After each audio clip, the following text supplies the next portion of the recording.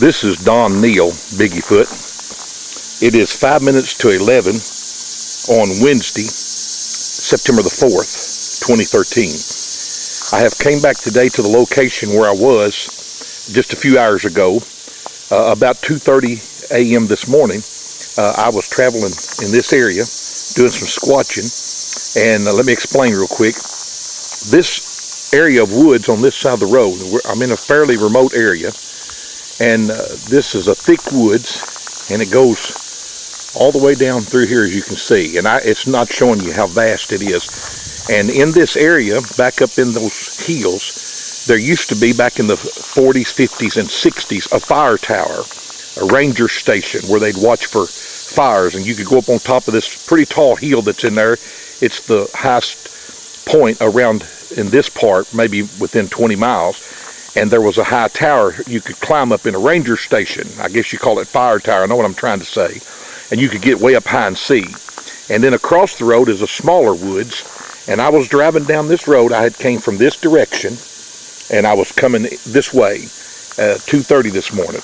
Now here they have been doing some clearing out, some logging.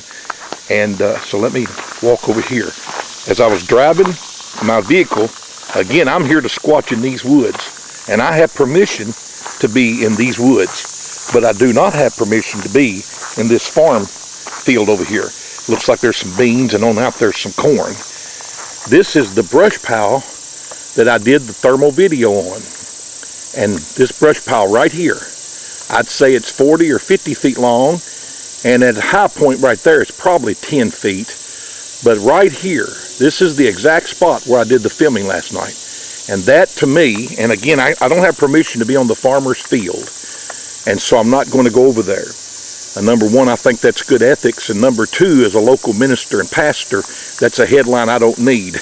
Local minister arrested for trespassing.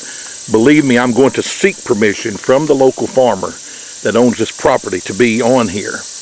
But right in this point, I'm going to zero in. This is where that thermal video is. The thing was right there. That part of the brush pile is, to my best estimate, 5 to 6 foot tall. It was especially right here that it kept raising its head up, and what I assumed to be a head, and was looking at me and going back down. This brush pile, the farmer's clearing, goes on to another brush pile there, and he did leave that one little row of trees. Now you can see the wood line in the back. That woods goes all the way around. It's quite a large woods. Then comes up here.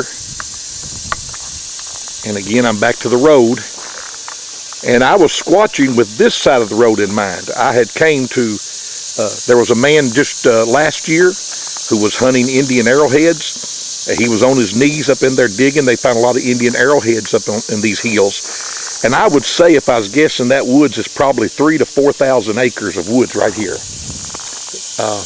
And it goes from here straight back that direction, and it's as wide as, it goes down this road another mile, and it goes down this way at least another half a mile. So that's how wide it is. And then it's very deep.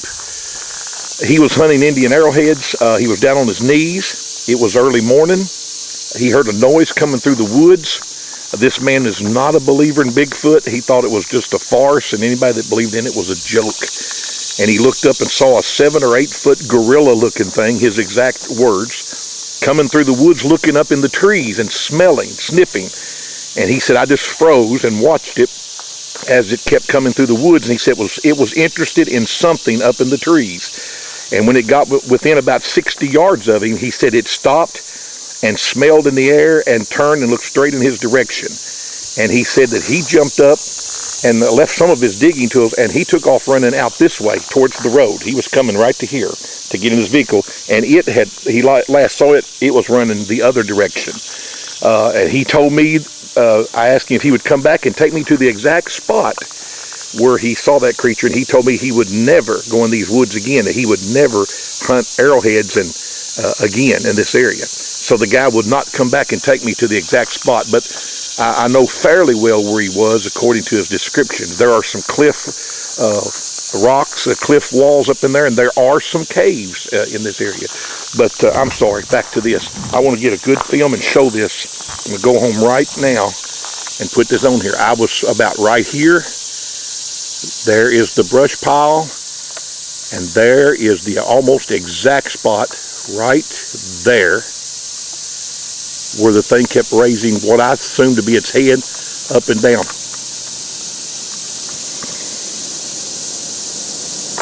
One last point I want to make is it's 2:30 in the morning.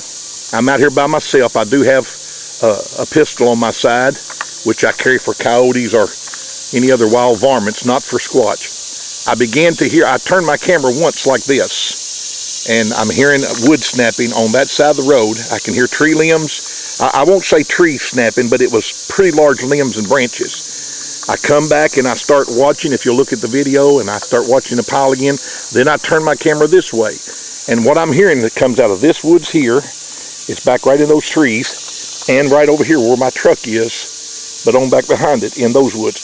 A lot of snapping, a lot of moving around, and so I keep turning and then coming back. Of course, the thermal has no audio. The thermal has no audio, so you don't hear that. But when you see me turn away, other than that, I would stay on the subject and would have never moved. When I did the last time and turned around, it's not on the thermal video. I stand here about 4 or 5 minutes with the thing running constantly, and no more heads coming up, no more movement. I don't know if it went on into the woods here or behind another brush pile, but it wasn't here. I even went down the road to that little knoll right there and stopped and got out and filmed back to the brush pile and could see nothing. So somewhere in my turning to the sound of the snapping of the trees, which was again on the opposite wood line, it left. I just offer this. I don't know what it was. It was an exciting time when you're out here at 2:30 in the morning by yourself, a pretty remote area. It was pretty intense, and I loved every minute of it. Thank you.